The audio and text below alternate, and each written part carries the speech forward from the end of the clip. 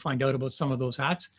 She's also a successful real estate investor. She's very active in the Ontario Landlords Watch, and she has a great record of successfully guiding local and provincial landlords through the many issues and policies. The Ontario Landlords Watch has built a solid foundation of supporters through the supportive services involving rental housing market, the Residential Tenancies Act, and the Landlord and Tenant Board legislation. Kayla's dream is to empower, she shared her dream, so I'll share it with you, to empower a team of private sector housing advocates in each city, maybe some of the people in Kingston, to work together to provide fair, balanced rules and regulations that benefit all members of society. If we were live, I'd say give a big round of applause for Kayla. We can't do that. So Kayla, I'm going to pass the floor over to you, and you figure out how you want to do this. Welcome to 2020, ongoing to 2021, where we're now social distancing. Thank you so much, Ray, for that marvelous introduction, and Susan for inviting me on, and for the entire team. First and foremost, I want to warn you that I do have 4 children. If we do hear kids crying, it's not from anyone paying attention to on here tonight. It's probably from me. So we'll try to see if I can keep my focus. So one, I'm going to come to you with who I am. So I've been a landlord since the age of 18. I started investing in Brantford with a semi, start to move things around, getting the semi, getting the 5-plex, buying a semi-attached home, changing that up for a triplex, doing the game, getting myself really invested into the real estate business. We purchased ourselves a 5-plex in the city of Cambridge. And I was approached by one of our city councillors who was telling us that if we were, because of new policy that was happening, the landlords were going to be responsible for the tenants' delinquent utility bills. Being 24 at the time, I was like, that's not right. How is that even fair? I bought this property, it's individually metered. We should be holding the tenants accountable for this. So we started a petition that went across all over Ontario. Through that petition, we had many people comment and call us and email us and ask us to fight the Residential Tenancy Act and the Landlord and Tenant Board.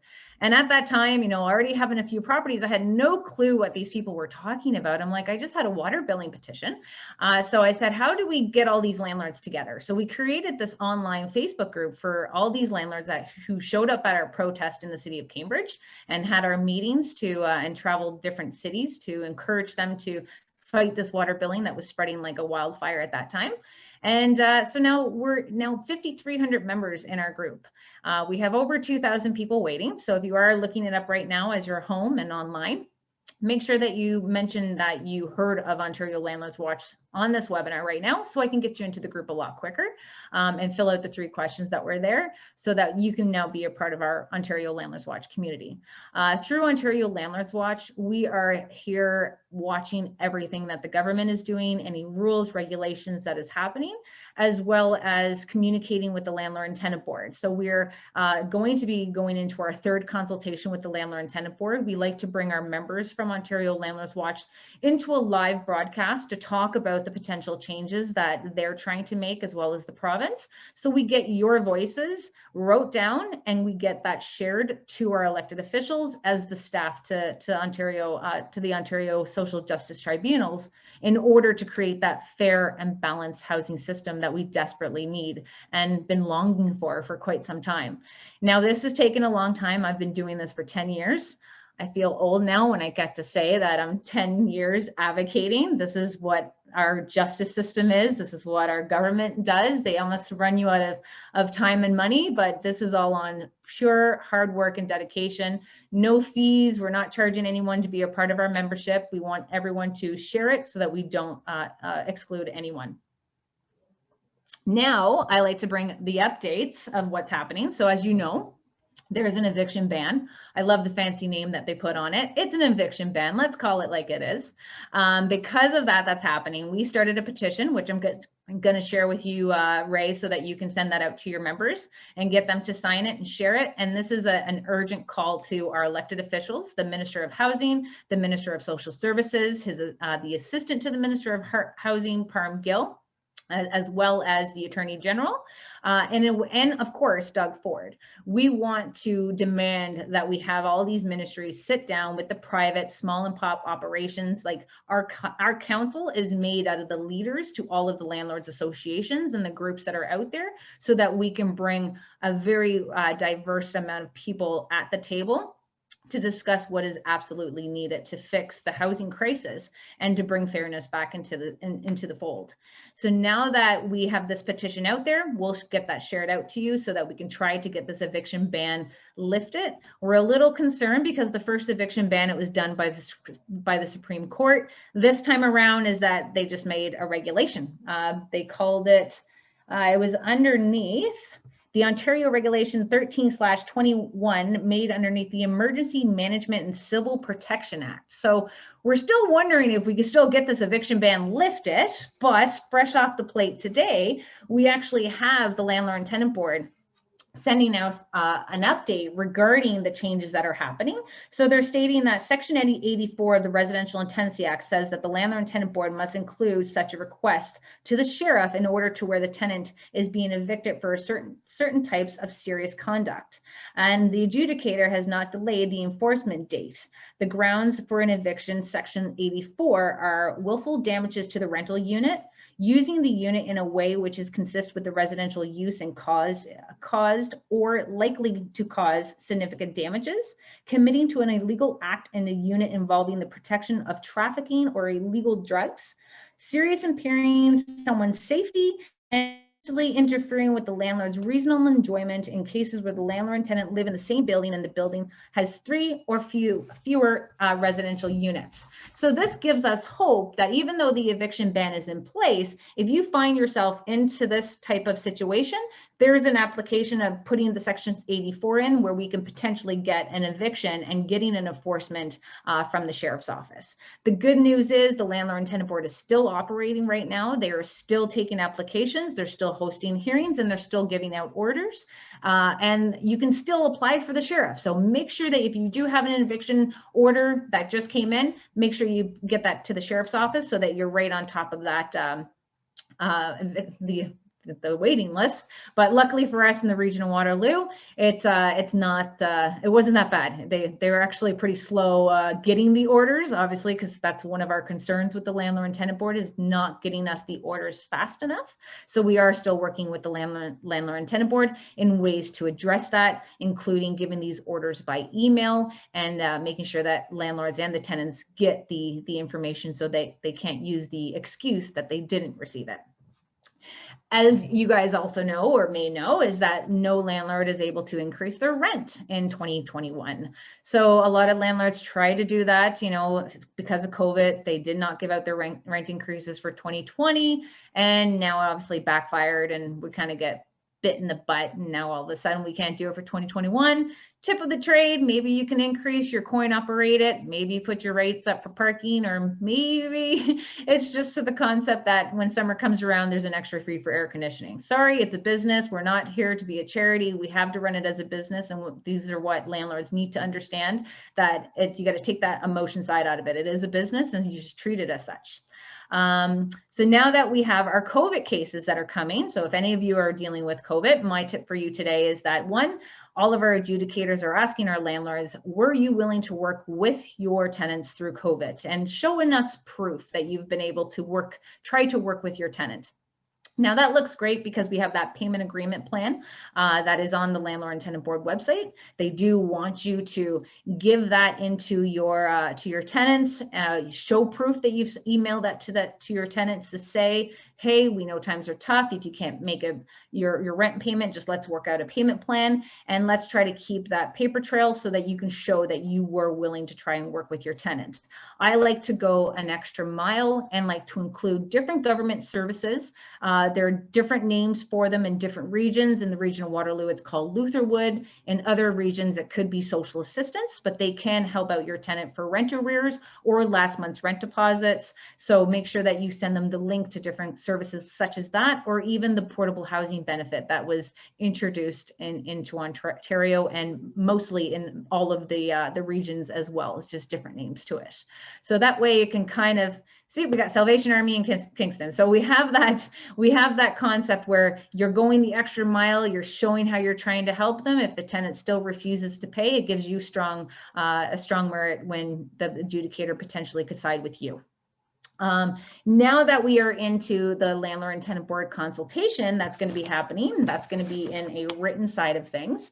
That is going to be touching base on the new materials such as applications to collect money from former tenants' O's and the instructions, certificate of services, post-tenancy, request to alter service forms. Revised material will be the eviction for failure to pay rent, the guideline 12, eviction for personal use, demolition, repairs, L2, the application to end tenancy and evict a tenant and with instructions, and the T5, landlord gave notice to terminate in bad faith. So a lot of these changes are going to be coming because of Bill 184. It's now fully went through the process. Now the landlord and tenant board has to take that information and put it through their rules and procedures to figure out what is fair and what way they can do it where it doesn't bog down the landlord and tenant board system while they still address the backlog at the landlord and tenant board.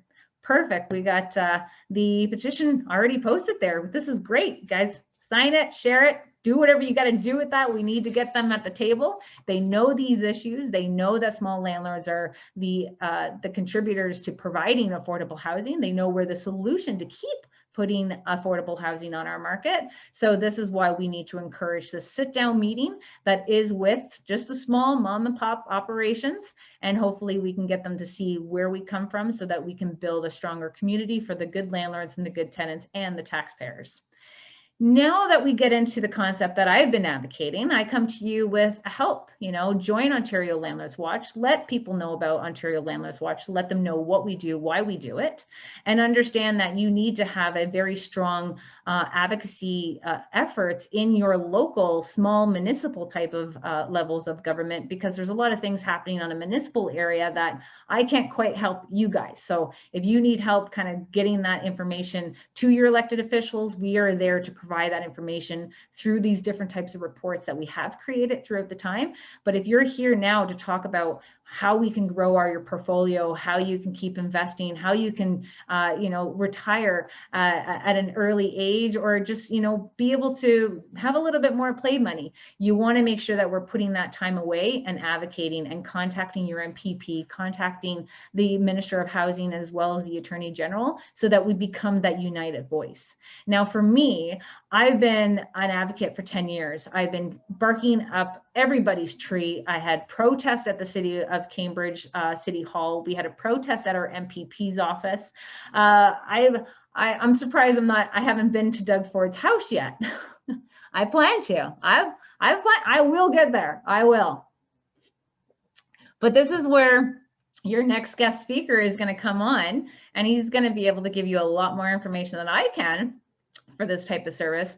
But I find that with the years of my spending of bringing landlords together, talking to the elected officials, it's a struggle. I'm not going to lie to you. It's very hard to get them to listen to you. You get the very generic letters back from your MPP, like you're not going to be able to do anything right now, or please contact the Minister of Housing, or I'm NGP. I don't look at the landlords whatsoever. It's very discouraging. And why would you want to get involved in advocacy?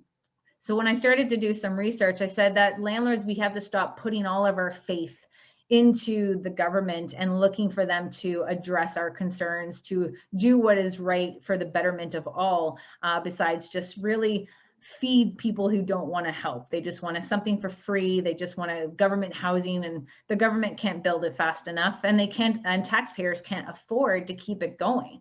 And if you look at what landlords are, why we should be concerned about the housing crisis is because we as taxpayers are paying for it. We're paying for the shelters, we're paying for the hotel stays, and especially with COVID, everyone is technically moving out of the shelters into the hotels and the motels in order to, shelter themselves there.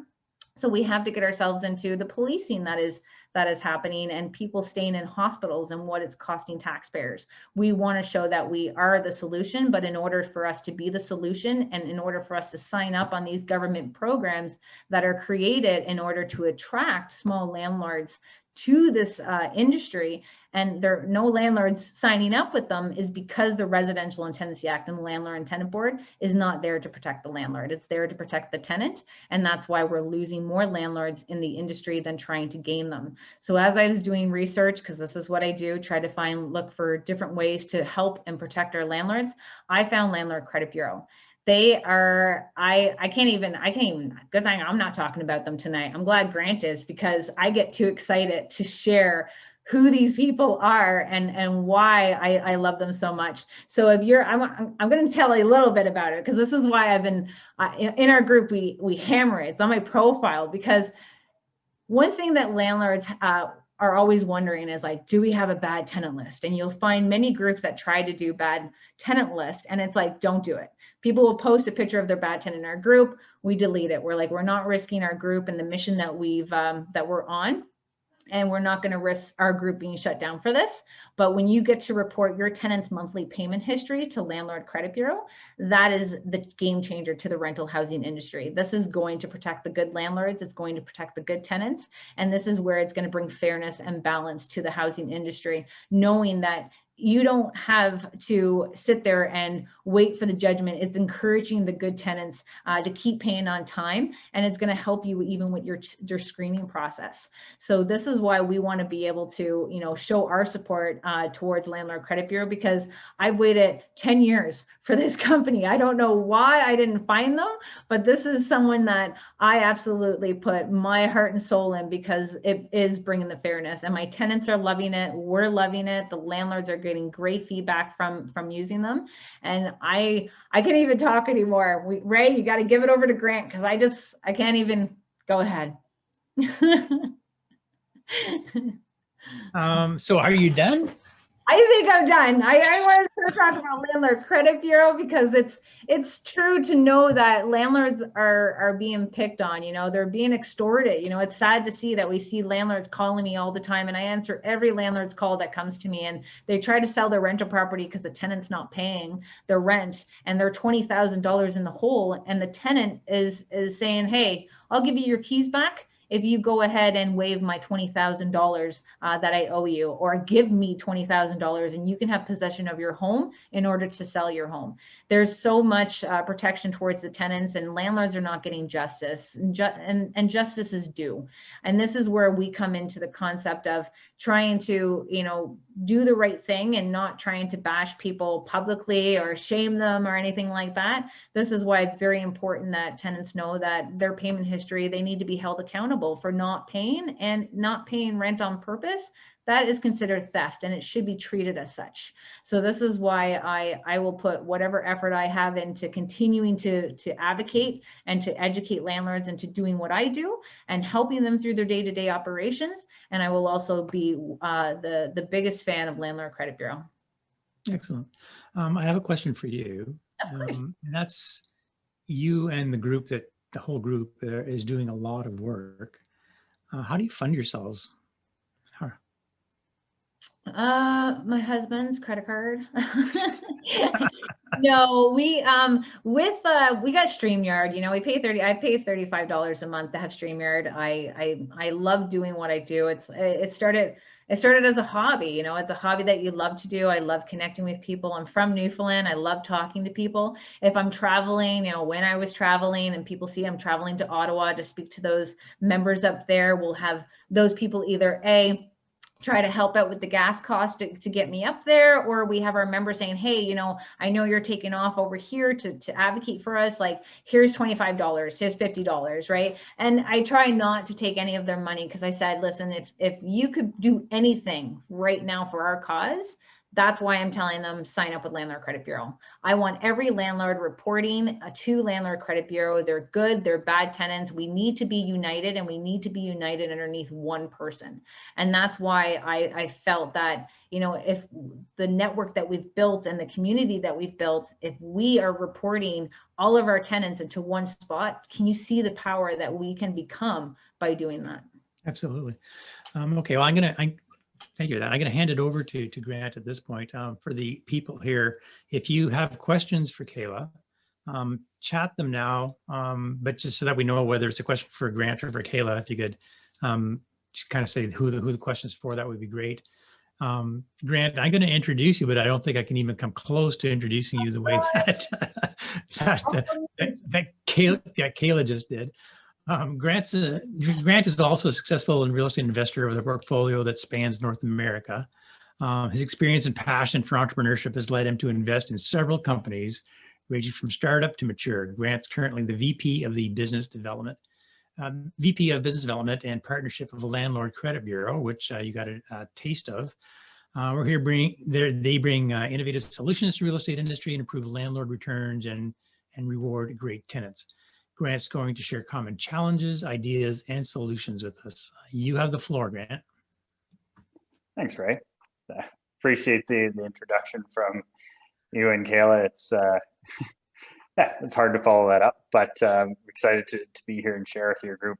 A bit about my background is, reason that introduction reads the way it is, I actually have moved all across North America. So I've had the wonderful pleasure to do real estate deals in different provinces, different states, be a landlord and be a tenant. And, that really drove me to Landlord Credit Bureau when I found them as being a great solution that can help tenants and landlords all across North America. Met Kayla obviously several months ago, and have been a huge supporter of what she does from the advocacy side, because I just think it's really important, especially right now, to get a lot of that information in the hands of landlords so that they do know what's going on, the solutions that are available to you. And the purpose of this evening, I'd just like to share with you one solution that we have, which is Landlord Credit Bureau. So I'll maybe give a quick introduction. If there are questions that are going through, feel free to chat them. I'm happy to answer any, and then maybe after this, Kayla and I can tag team. If you have questions for her or questions for me as they come arise, happy to hang around and answer them. So Landlord Credit Bureau, we are a consumer reporting agency, more commonly known as a credit bureau. And what we specialize in is bringing transparency, accountability, and balance to the rental industry in a way that's never been done before. And so we are the only company in Canada that allows rental payments to impact a tenant's credit. So what that means is that every month when a tenant pays, if they pay on time, it has a positive impact on their credit. And if there's a late payment or there's a delinquency, then it does have a negative impact on their credit. And what this does is it provides great certainty for the cash flows for the landlord, so you can continue to fund your mortgage and go towards the next deal that's going on. But it also gives you the opportunity to reward those great tenants. And when you look at what you're providing in terms of housing, you really want to make sure you're able to attract and retain those great tenants. Most of us get into the rental industry because, in some ways we like helping people. The idea of being able to provide housing is a wonderful privilege. And, using Landlord Credit Bureau is a great way that you can actually support those tenants, that you're providing them the ability to build credit simply by paying their rent, so they finally get credit for their largest expense that happens on a monthly basis. When you do report to Landlord Credit Bureau, you are creating something we call a tenant record. So ourselves being a credit bureau, landlords are able to actually search to find the payment breakdown history on these tenants. So then you can see their month-by-month payment history. You can see whether they were paid late, paid on time. You can also write review sections. So when we talk about reporting payments, we allow you to report things that are explicitly outlined in the lease. So think rent, think utilities, but there's other things you want to know about these tenants. Usually relates to things like, did they cause damages? Was there noise complaints? Did they move out without giving you a proper notice? A bunch of the stuff that Kayla had mentioned before. And that information can't be shared with Equifax always. So that information you can actually write in the review section. So when you're searching Landlord Credit Bureau, when you're trying to find a prospective tenant or vet them, you can then see that tenant record with us, and that provides a great amount of certainty. So then when the tenant actually currently lives in your properties, you can report on their payment records. And if you do have a tenant that has actually moved out, we do also allow you to report on any tenants from the past 6 years. So let's say 2 years ago, a tenant had moved out that has owed you a few $1,000s. If you've got a judgment, you can add everything that was outlined in that judgment, Otherwise, you'd simply report on the total balance that was owed when they moved out. And this is extremely powerful. It's a nominal one-time cost. We don't take a percentage of what we collect. We're really trying to get you the monies that are owed and really drive those positive conversations between tenants and landlords. And which actually brings me to one of our powerful features, which are to spark these conversations, we have clauses that you can put in your leases and applications. Seems like a really small thing, but think when you're walking a prospective tenant through your home and they're looking at it and they say, okay, I'm interested in an application. You can say, okay, this comes with 1 parking spot, 2 bedrooms, and I also report monthly rental payments to Landlord Credit Bureau, so then it does impact your credit. When you're looking at a tenant that's really keen on using their largest expense to build credit, those are the ones that get excited about that. You know, think about students that are just starting off. I remember when I had my first rental, I could get a credit card that I think was $500 max, and you can buy groceries and some gas and do some of those sort of things. And as you start to build credit, then you get access to other things. And so this is a great way for helping individuals to build their credit, whether they're new to Canada, whether they're new to credit, or whether they're just really looking to buy a mortgage in a few years or get lower interest rates. This can really help all those individuals. So those clauses are really important. The other aspect that we do have for our members is a welcome email that will be sent to all those tenants. And this informs them of the benefits of being reported to Landlord Credit Bureau. It's very positive. It outlines that this is something that you as a landlord are providing for them. And outlines what occurs if they are delinquent, but really pushes towards having those proactive conversations. 2020 was hard on all of us. I'm just going to make a statement. I'm pretty sure everyone on this call has had some challenges. And so what we're looking at from the landlord and tenant relationship is that we know that a bunch of tenants have fallen on hard times. We're not in the business of wrecking people's credit for that. What we really want is we want those tenants to come forward and say, you know what, I'm going to be a couple days late this month because my payment comes in on the 4th as opposed to the 1st.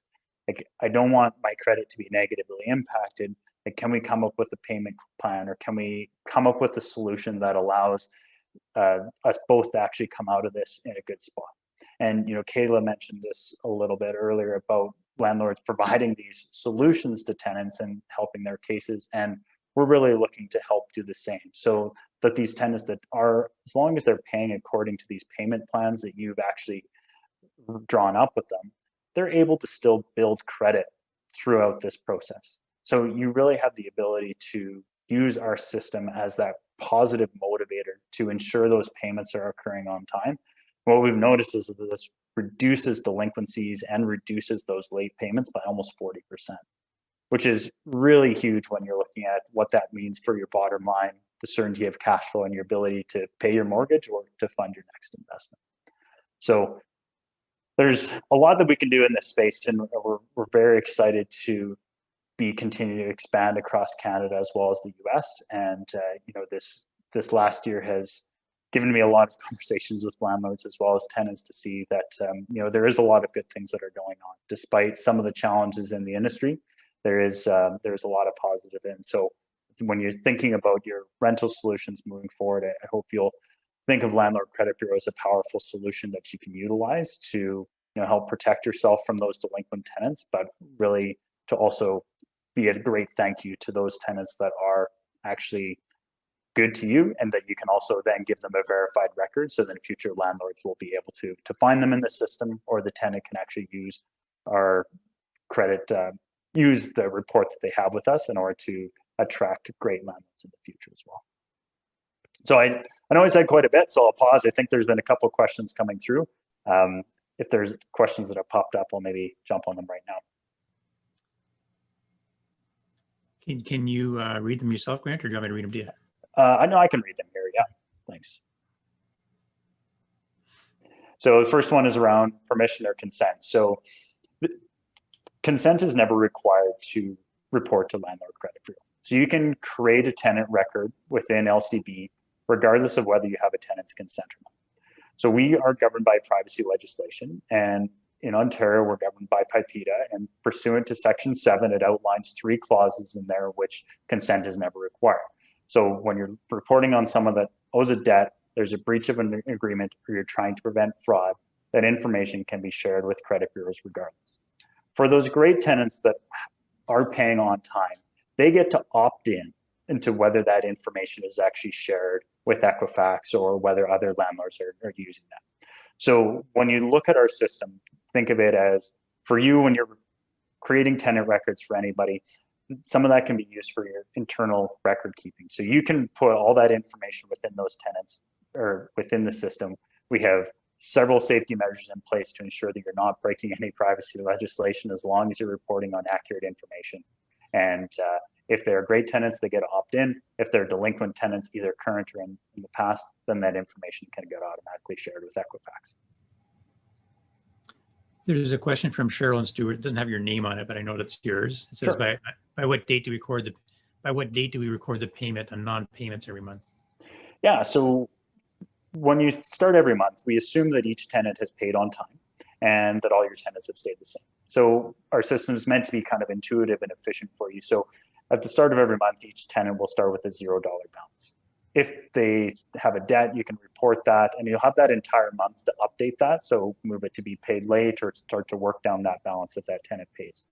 We then will report the previous month's payment data around the middle of each month. So, it's the middle of January, which means we would have recently sent December's payment details. And that goes back to my initial topic about having those conversations. We want to make sure that you have time to engage with those tenants and for them to pay you the funds that they owe or come up with a solution. And so once something's saved within the system, there's that inherent delay before it does get reported in the middle of the following.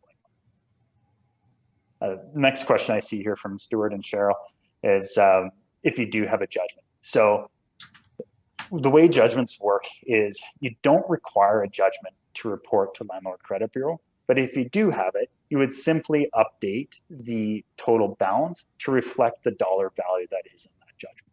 The most common example here is if you're adding then damages. So if a tenant of mine moved out, they owed me $1,000 in back rent and utilities, I would start by reporting $1,000 while I'm pursuing a judgment with the tribunal. Let's say I do get awarded that there's $2,000 total, including damages and other fees and those sort of things. And now I do have that judgment. I simply log in and update that balance to be $2,000 because now I have that documentation. And the reason why we do it this way is it really provides that certainty for those landlords that, okay, you do have valid information and proof that this is the dollar value that's owed. And so that's why we hold you to the values that are outlined in that lease or waiting until you have that judgment to include those damages. These are great questions. Next one is, can property managers input this information for their landlords? Yes.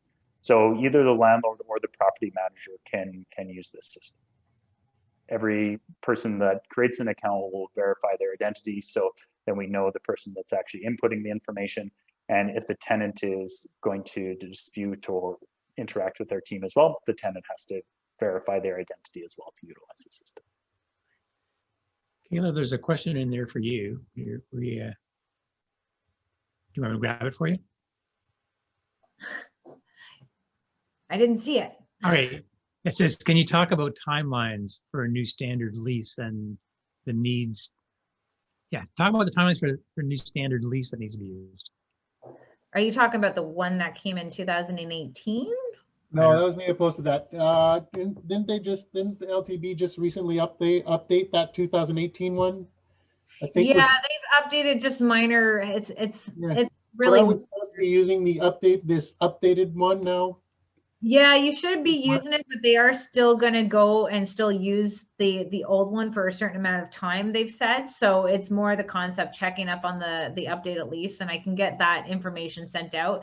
And really, they made it so big, like we're reading it, we're like, where is the changes? Like, I don't quite see it. So yeah, there is a new standard lease. We're actually hoping to kind of get rid of the whole standard lease as we advocate as well, just because every situation is different, and it does come with a lot of information to help the tenants there, but really not so much in the landlord. So there's going to be probably more changes happening to that standard lease as we go, but making sure that as landlords have their addendums attached to that standard lease to really protect you and cover the items that are not in that standard lease as well. So definitely check out the Landlord and Tenant Board and the government agencies that have that new standard lease out there. Minor changes, a lot of it's just minor wording, but you definitely want to make sure that you're using the proper forms as you're signing on new tenants. Yeah. Thanks, Our Mark. addendums are 21 pages. I'm looking at the concept that the whole place is falling apart with eviction bans and a rent strike movements, and I don't even want to look at what other rules and regulations they want us to follow right now. We're ready to like bust down their doors. People are getting bikers to try to get their evictions now. Like, it's gone to havoc. It's chaos right now in this world. Grant, do you want to grab the last question from Suzanne? Yeah. So Suzanne, there's two ways that tenants can provide that consent or to opt in. So the first one is for the leases, or the clause that you can put in the leases and the applications. Typically that works for moving forward, but for your current tenants, kind of the best way is anytime you create a tenant record within our system on their premium membership, the landlord will then automatically send the tenant a link, or the tenant can create an account, verify their identity, and provide consent that way. So the system can take care of that. They can do that all online through the system. Grant. You've got another one that's come in.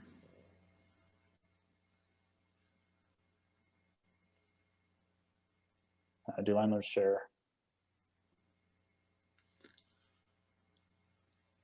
I think that one might be for Kayla.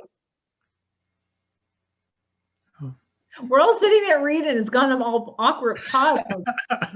Or either one of you, do landlords share what content they put in lease addendums, resources, including LCB, of course? So is that more of the concept of including the clause of Landlord Credit Bureau? Grant, do you want to unmute yourself and elaborate on the question? Yeah, I was just asking in terms of this, there's a resources of standard clauses that landlords put in these lease addendums, because here we're getting some great insight from Grant in terms of the Landlord Credit Bureau, and they have clauses to put into it. Obviously, there's unique clauses that we as landlords may put in for specific properties, but I think it would be, and then there's some from a legal standpoint where some real estate lawyers or landlord tenant lawyers would suggest having specific clauses in addition to the standard landlord tenant board lease. So I just think there must be some place where landlords can sort of access that shared knowledge of what things to consider to have in a base addendum to the lease and or things to consider. Do we have resources like that? We have multiple different groups. There's one that's from our landlords associations that share. There's some with a paralegal that's been circulating in the community, and there's other paralegals that do it.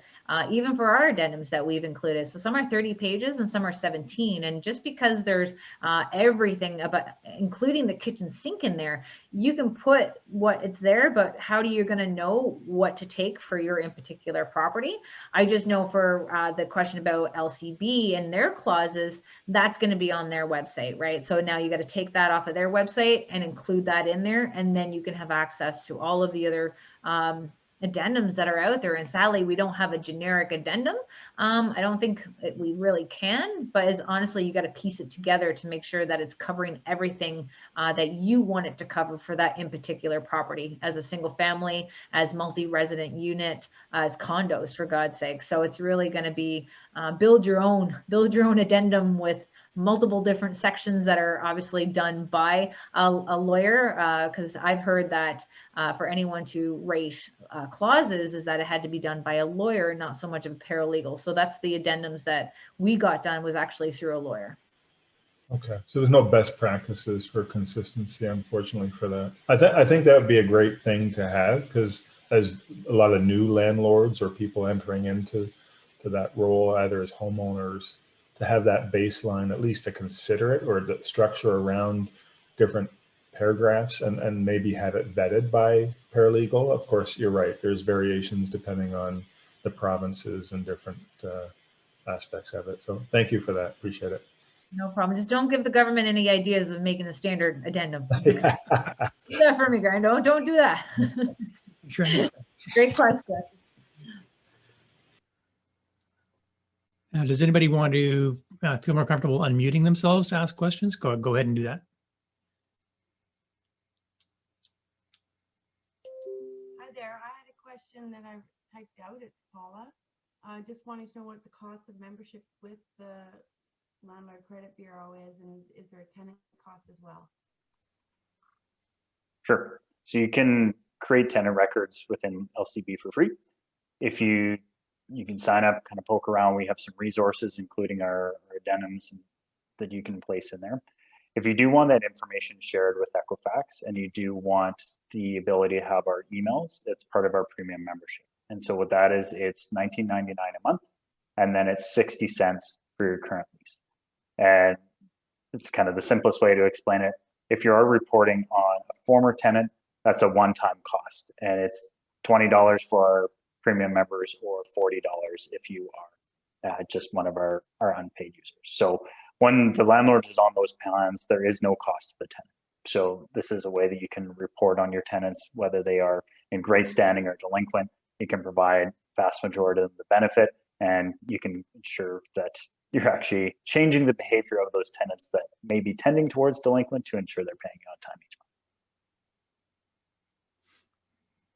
Sounds like a pretty easy to justify return on investment if you just get one, not get one bad tenant because of it. Absolutely. Yeah. Yeah.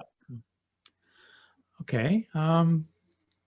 I don't see any more questions. We're way ahead of schedule. I'm going to go to Suzanne at this point, maybe just to ask you, Suzanne, can you talk to us about who's going to be joining us next month? Next month. Let me pull up my list. I'm going to say Ryan Carr from Toronto. Excellent. From Durham. Where is he?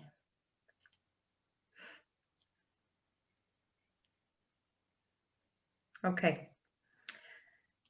February. Yes, Ryan Carr from RW Carr Investing. He does residential development in Durham and very good speaker. He's agreed to come in next month and do a presentation for us on, what is he going to do? Oh, it's going to do a fireside style. So just kind of a Q&A, just kind of like Kayla and Grant did today. Same type of thing. And he's going to be speaking on highest and best use of real estate investments. So that should be pretty good. Joseph Levere, he does video, and I think Fern, are you there? Yeah, so Joseph Levere, he owns Tour Capture. I just had 4 properties that we're renting, and so they were vacant, so I brought them in. So he does the virtual tours, the 3D imaging of and it'll create a layout of your rental unit. And so we're actually talking, at the start of the meeting, Ray talked about our sponsors. We're talking about having him become a sponsor, and so our members will get a discount. And so he's going to come and talk to us next week. Cool. Nice guy. Thanks for that, Suzanne. Grant and Kayla. Grant, I see one more question. Brother-in-law. Chris is who is on the call. It's her brother-in-law. Oh yeah. Yeah. Coincidentally. My husband's brother, and so we use him for our rental properties too. And just to let you know, we don't get a discount. We do pay him because we believe in paying everybody what they need to be paid for what they need to do. So he has a family, they need to eat, we pay him. So, but he's great. He does all of our properties, and our property manager loves that because they're all professional. Yeah, I saw some of the stuff, Fern, that you posted that he's done for some of our rentals, and it makes the rental so much easier, right? Especially during COVID, right? You don't need to show up. You know what it looks like. So. Yeah. Yeah, it's very cool. Kayla and Grant, I see one more question for you, but I'm going to thank you right now, but I know that you'll probably want to answer that last question. This has been very valuable, I guess is probably the right word, engaging and timely, and I really appreciate your time and coming out and sharing that with you. I'm not going to go any deeper into thank you because I'm sure you already seen some of the kudos that you got on the screen. But go ahead and answer some more questions at this point. Once the questions are done for Grant and Kayla, open up your mics and feel free to talk about successes and challenges and opportunities and deals that you may have. So Grant, finish up with your questions and then feel free to stick around, and then everyone else just feel free to open up your mics. Go ahead, Grant. Great. Thanks, Ray, Sudan. Appreciate you having us. It's been fun. I always enjoy hearing what's top of mind of people, and I'm sure there'll be some lively discussion after what these groups always provide some insight. The question that popped up in the chat was, what has been the tenants' reaction to Landlord Credit Bureau? And the reality is that our service helps everybody besides those tenants that are intentionally delinquent. And so the groups that tend to push back against us are the professional tenants that are trying to take advantage of COVID, trying to take advantage of eviction plans, and really just not being responsive and don't want to pay rent. And so in the past, they have been able to get away with not paying rent. There hasn't been immediate consequences. They've been able to escape it before they get an eviction several months later, and then they can jump and do that again. Whereas, for our system, it helps that 90+% of tenants out there that are great. They pay their rent on time, they're proactive, they're communicative. And we really do help the landlords, obviously, as well. And Kayla mentioned the issue before of a lot of smaller landlords getting out of it because of the risks associated with it. So, for our system, there really is no downside. It is positive, and because it does allow those tenants to get credit for their largest expense, and it allows landlords that added assurance, while as be able to give a wonderful reward to those tenants. So, yeah, I'll leave it with that. I see that you shared the 50% discount for Ontario Landlord Watch. Thanks for sharing that. Your gift to us. Merry Christmas, man. Merry Christmas. I seriously, when I first got into it, I put my tenant, I had one bad tenant in the 17, 18 years that I've been doing this, put him into the system. He's been already gone for like 7 months, put him into the system, and he literally called me less than 24 hours. Less than 24 hours. What's this Landlord Credit Bureau? Yeah, man, you owe me over $7,000. Well, man, I do my can. I just fell off my wagon a little bit, and I might have to declare bankruptcy. I'm like, for $7,000? Oh my God, you really need to learn about bankruptcy before you go and do that. But you get to see the changes. Our members in our group, they're using it. They're coming with their stories, and I smile every time, because this is what I've been doing, is fighting for the landlord's protection. And we can't just put all of our eggs in one basket with our elected officials. We have to look elsewhere and into the private sector for different products and different services to help us. And that's why, if you look at what Grant has to offer and what their team has to offer, that is the game changer. It's what's absolutely needed. So we can't be sitting here and going, hey, I just want to wait until I get a bad tenant, or I want to wait for my switchover. Do it now. This is the community that you need to be a part of. Just like we're being a part of Ontario Landlords Watch, you need to be in the Landlord Credit Bureau community so that we're all connected and united. It's very easy to use as well. It's like, it's brain dead. I could do it in my sleep. It's like, oh no, I forgot to report this month. I'm like, I'm on my phone. I'm able to report right away. And there's just, they have that option where, if a tenant wanted to dispute something, they're going to be able to have that opportunity. And I find that we're going to deal with a lot less N4, L4, L1 applications at the Landlord and Tenant Board if we can use this almost as a tool to mediate the non-payment of rent, because that is a major thing that's bogging down the Landlord and Tenant Board, is the non-payment of rent. And they know they need to address that at the Landlord and Tenant Board. And that's why with us sharing and spreading Landlord Credit Bureau like a wildfire, we can actually help ourselves with releasing the overwhelming backlog at the Landlord and Tenant Board by telling other landlords to be a part of this. Yeah, and I've already put 2 people in it. My last tenants are in there, and they're quite happy about it because they're new immigrants. And also my latest ones, I told her about it, and she was just so excited that there was such a thing that could help her credit, because she's starting over. It's a tool when you're property managing, when you're out trying to screen your tenants. That's what I love. Like before is like you're looking at the way they talk, you're walking them to their car, you're trying to smell them when you walk in. Now it's like, here's the application just to let you know we do report your monthly payment history. It's going to do great for you when we're going to be able to do so much to build your credit so you can become a homeowner yourself. And they go, awesome, give me the application. I'm going to fill it out now. And then the other ones are like, what is that? Huh? What do you, What do you mean? I was like, yeah, here's my email. You can send it back to me. I'm looking forward to getting your application. It's perfect. It's like, and the power behind it. It's not just about reporting it and how many this is about the emails that get sent to these tenants to know that they've created a tenant report to benefit them. And they go, this is a little weird. So it really encourages the good behavior by being a part of it. Yeah.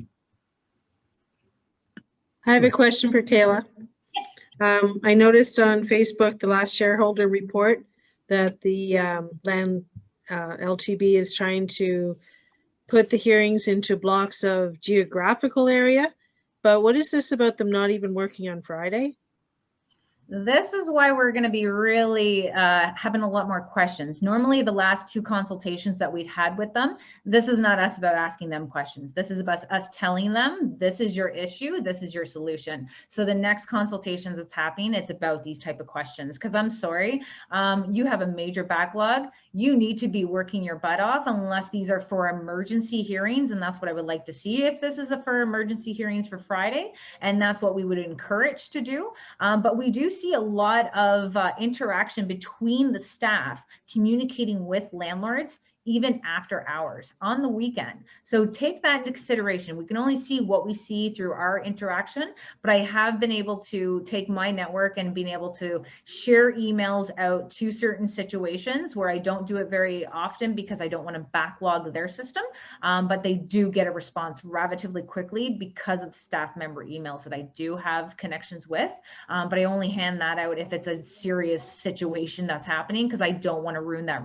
reputation that I've built with them, especially the chair Karen she's like, Kayla, we don't got to go digging when we speak with you. Like, we love talking with you. I'm like, okay, make me one of your adjudicators now and let's speed this up. I'm like, I can do it from home. I'll bring the kids to work. Like, tell me what you want to do. Money, $110,000 to be an adjudicator. Like, are you kidding me? I'm like, I'll do it for $25,000. Let's go. I'll save you some money. You'd be good at it. Oh, I have a hearing tomorrow. The tenant was evicted in September, and he's got a reevaluation hearing tomorrow. For which, what's the situation? The dude was finally evicted in September, and he asked for another hearing, and it only got scheduled for tomorrow. So he's been evicted. The apartment's been re-rented. He's still living in a hotel from September, paying twice the amount of rent that he was supposed to be paying to stay in a hotel. And there's a hearing tomorrow at noon. I don't think he's going to show up because I don't think they have internet to get their hearing information, and he's evicted. So whatever. What's his ground? Why is he trying to have another hearing when he's already been evicted? He was trying to avoid getting evicted by asking for a stay, but he wasn't granted the stay. But we still have this hearing tomorrow. Just show up and smile. Sounds like the U.S. president. Fight's over. The locks are changed. Yeah. Too bad, so sad. I kind of like them though. I'll put that out there. I kind of like Trump. Don't hate on me, guys. Don't hate on me. So yeah, I probably shouldn't say anything political, should I? The questions for Grant and Kayla still? Yes, I have a question. I actually have two questions. So the first question is for Grant, and I was just wondering how it works if you have a past tenant who was in arrears, but you guys settled and they have moved on. Like we had to pay him to move out. Can you still report it? Can you still report that? If there's still a debt that's owed, yes. So even if we signed the form saying that we agreed, like, to let him move without the payment, or? So if you have documentation saying that you've basically erased the debt, then no, you wouldn't be able to report on that. Right. So Okay. Now, are we still able to do the review though?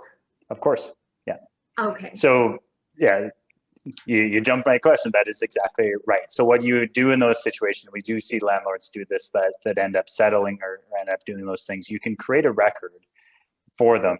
You just input that, okay, we ended up settling, but you could write that review section, which would include, you know, if they caused damages over $1,000, was there a judgment? Did you end up taking them to court? And then there's an opportunity for you to write a long form notice on them as well.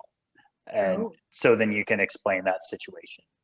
Okay. So then future landlords would be able to see that. Perfect. Did that answer it? Okay. And then my other question is for Kayla. Oh shit.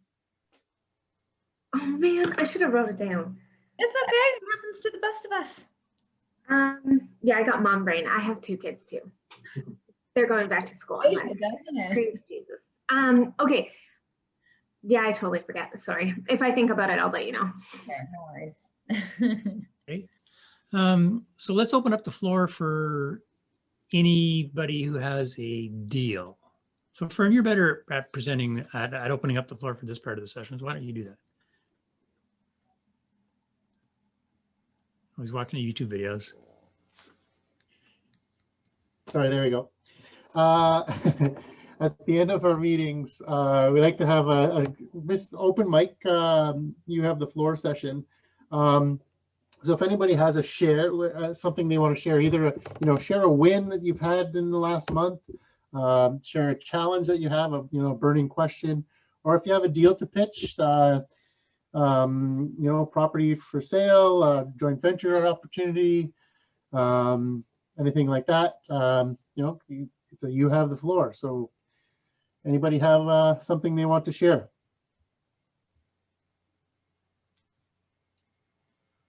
Share. I'll wait. Okay, I'd like to share that we're buying our 4th property this month. It's a duplex, and we're paying $136 for it. Yay! For a duplex? Oh my Where? goodness. That's in Cornwall, right? Yeah, where?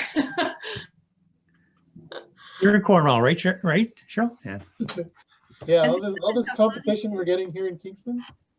Fake news. It's an off-market Fake deal. news. A friend of mine who's offloading her places. Off-market. You better jump in with what you wanted to say before you forget. Yeah, true say. I just wanted to remind everybody that rates are still really low. I am a mortgage agent now, and recently we just got somebody to pull out some of their equity and consolidate their debt because of COVID, and their payment is less. So their cash flow has increased. So just keep that in mind and look at your current mortgage agreements and reach out to whoever you need to reach out to. And if you have any questions, let me know. Yeah, that's a good point. I refinanced the building in September.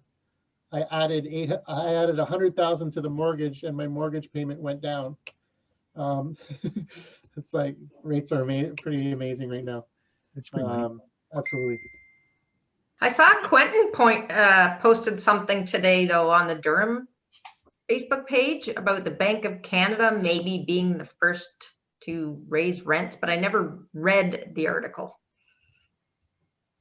Yeah. Anybody know anything about that? No, but it brings up a good point. What have people been feeling? Because we've been hearing lots of downward pressure, certainly in Toronto, on their rents. What about everybody else here in Kingston? I don't know if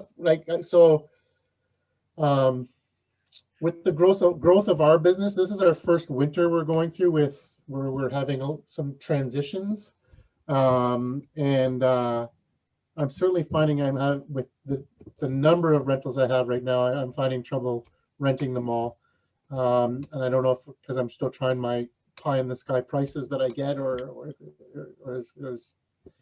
one tenant came to my house for a rental, and he said he'd been to 12 houses or 14, 14 apartment units. There's like a lot out there.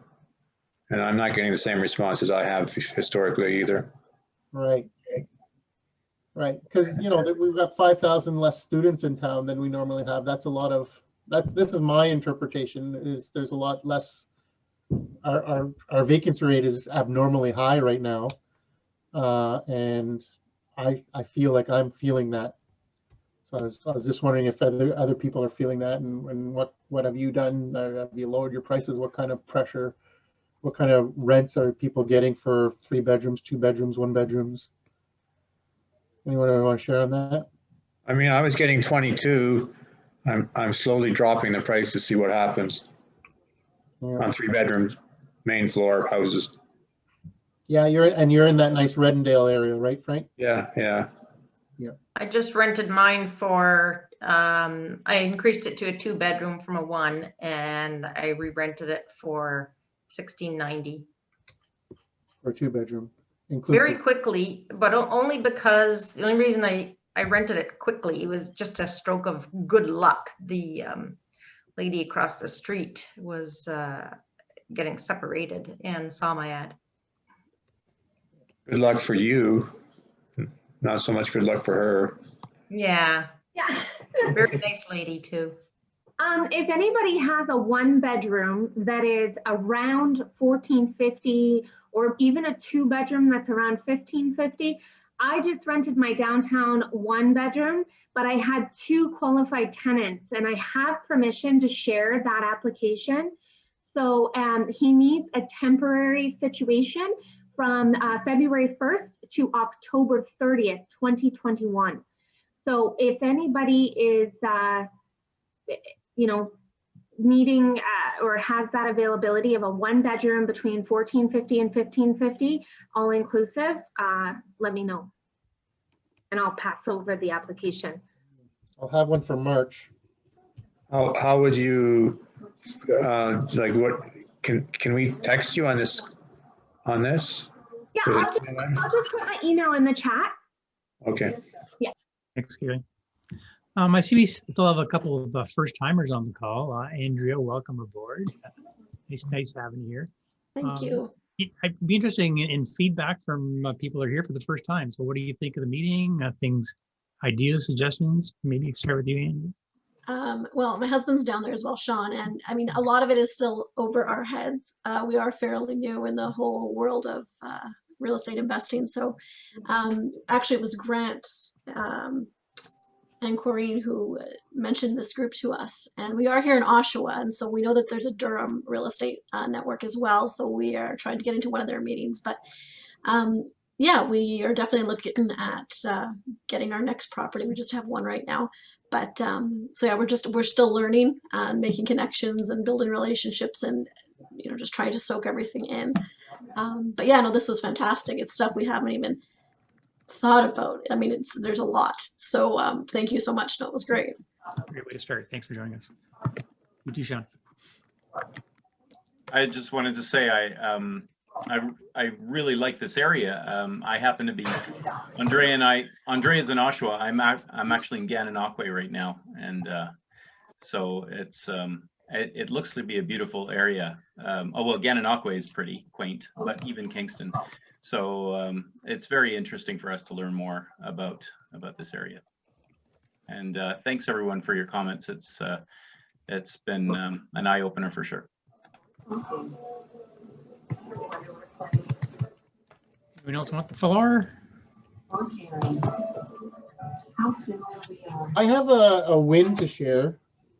I've just been, people who know me a little bit better know I'm a member of Keyspire, and I've just been asked to, they have their, these summits every so often. They usually have about 3 a year in non-COVID years. It's about a year. We're having an online one that's coming up in February, and I've been asked to speak. I'm pretty excited about that. And, there we go. Yeah, I'll embellish that a little bit. That's that's a huge kudo, right? Show of support for the work that you've done in Kingston and successes that you and we have had, I guess, with properties. And we're up to 41 doors now, 41 units, 43 in February. That's like significant growth in 2 years. So, you know, you can tell by our last names for my brother, but I absolutely appreciate and value the effort that you put in there and the recognition you're getting by being in the house. That's awesome, Fern. Good job. Yeah. All right. Well, I guess that's it for the meeting then. I'll send out an invite for the. I have some stats if anyone's interested. I don't know who that is, Yeah. so I would use them. Martin. Yeah, I agree. Yes, Martin. Hi, everyone. Hope you're having a good evening. I have some stats over the last 10 years for price increases in the Kingston area, if anyone's really interested here. Yeah. If you bought a property 10 years ago in Kingston, you would have seen an 82.3% increase in value. And that's without doing anything to it. 7 years, 63.3%. 5 years, 54.8%. 3 years ago, 39%. 2 years ago, 27.1%. And last year, 17.4% increase. And again, that's without doing anything to your property. Over and above what you do, update it, would be worth more. Is there any way you could write that in the text at the side or something so I could get those numbers down? I didn't quite catch them when you were saying them. Sure, will do. I'll do it right now. Thanks, Martin. So Martin, what you're saying is the two properties I sold in 2010 for 250,000 each, they'd be worth about 450,000 each now. Yeah, thanks for coming out, Martin. That's all good. Thanks. Well, okay, well, I think we're preaching to the choir here. We all know that real estate's a great investment. It's only money, Fern. There's always more deals. Right. I'm going to give a final thank you to Grant and Kayla. Thank you again for coming out. Great having you. I'm not going to shut the meeting down, so if people want to stick around and just talk to one another, go ahead. But I'm gonna head out at this point and call it the end of the meeting. So thank you both for coming again.